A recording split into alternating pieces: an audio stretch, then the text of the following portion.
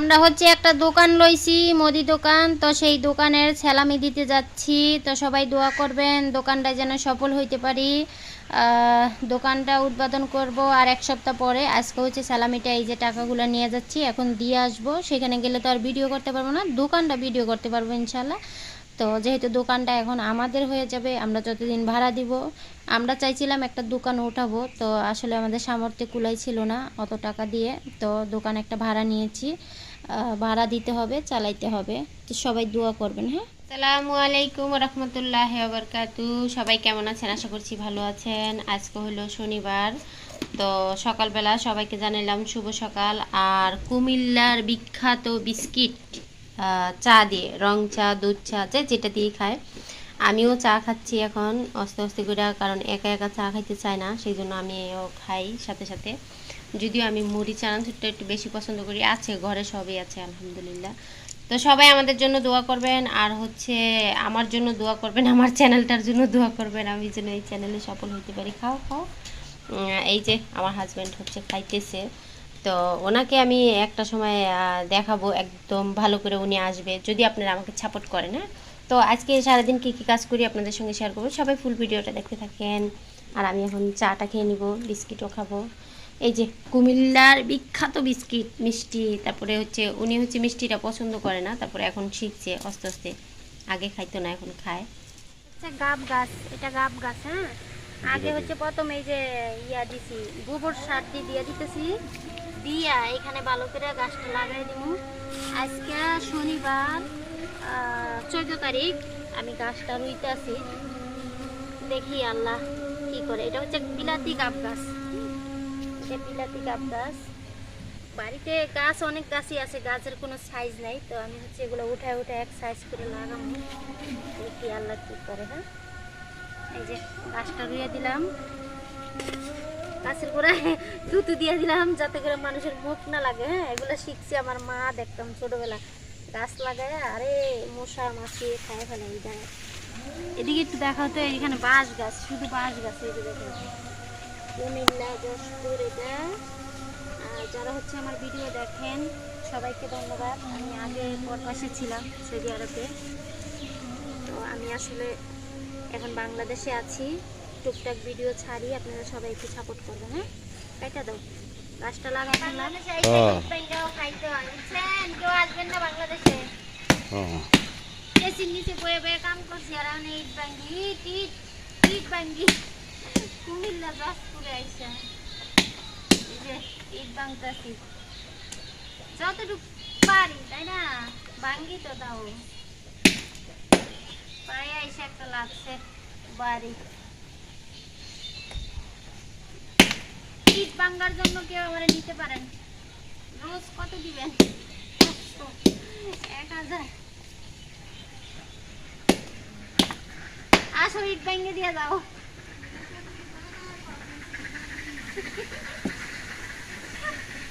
এই যে আমি ইট ভাঙতেছি, দেখো। ও বাবারে, ভাঙে না, সুন্দর করে করো। ক্যামেরাম্যান, ক্যামেরাম্যান, আমার ক্যামেরাম্যান পিছনে, আর আমি হচ্ছে কি মজুরি, কি কি জানি বলে, যুগালি যুগালি। আমি হচ্ছে যুগাল দিতেছি। সবাই আমার বেশি বেশি করে সাপোর্ট করবেন, ঠিক আছে? আমার ভিডিওগুলো একদম ডাউন হয়ে গেছে আগে নাই, দেখছেন? আমি কাজ জানি।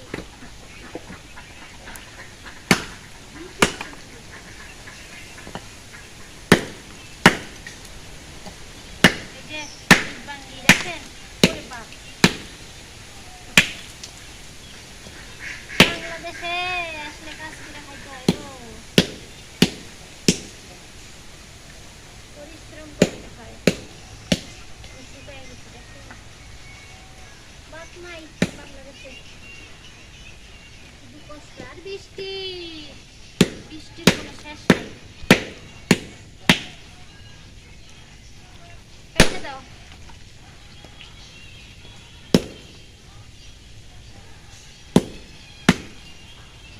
একবারে করে ভিডিও করো নি, ক্যামেরাম্যান ভালো না, বেতন দিব না। হাঁসের খেলা দেখেন, ওই যে হাঁস, মনে হয় এগুলো সব আমি পালি, সব আমাদের ঘরের দরজার সামনে। মাশাল্লাহ মাশাল্লাহ দেন কি করে হাঁস। আরে এই জিনিসগুলাকে কত মিস করছি আমি, যখন প্রবাসে ছিলাম তখন মিস করতাম। হাঁস মুরগির ডাক শুনলে আমার খুব ভালো লাগতো। আর এখন হচ্ছে একদম হাঁস মুরগি আমার দরজার সামনেই থাকে। আর ওই যে কুটনিটা হচ্ছে আমার কালোটা, আমার হচ্ছে 6টা মুরগি ছিল, এখন 5টা আছে। সরি, 6টা মুরগি আনছিলাম।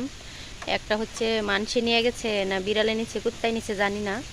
ওদিনকে হচ্ছে আমার আপার বাসায় হচ্ছে বিরিয়ানি পাক করতে গেছিলাম, আয়সা দেখি একটা মুরগি নাই। তো এখন 5টা আছে, 5টার ভিতরে আরেকটা হচ্ছে জিমটা আছে, জমে শুধু জমে, হ্যাঁ কই জানি গেছে। আর আমরা এই যে এখানে হচ্ছে গরু উঠাবো, এই জন্য জায়গাটা খালি করছি, ইট মিট আইনা রাখছি, ওই যে পিলার টিলার আইনা রাখছি। এখানে লোক পাওয়া যায় না কাজ করতে, এখন একজনকে বলছি 5 দিন পরে আসবে।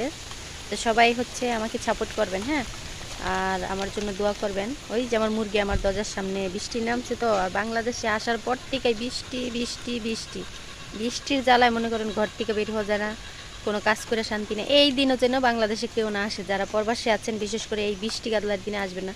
ওই যে ওই দিনকার যে গাছগুলো কাটাইছিলাম, আর এইখানে অনেকগুলো লার্কি জমায় রাখছি, এগুলো কাটতে হবে।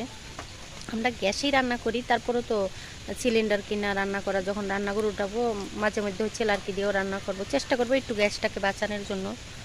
তো সবাই আমার ফুল ভিডিওটা দেখবেন।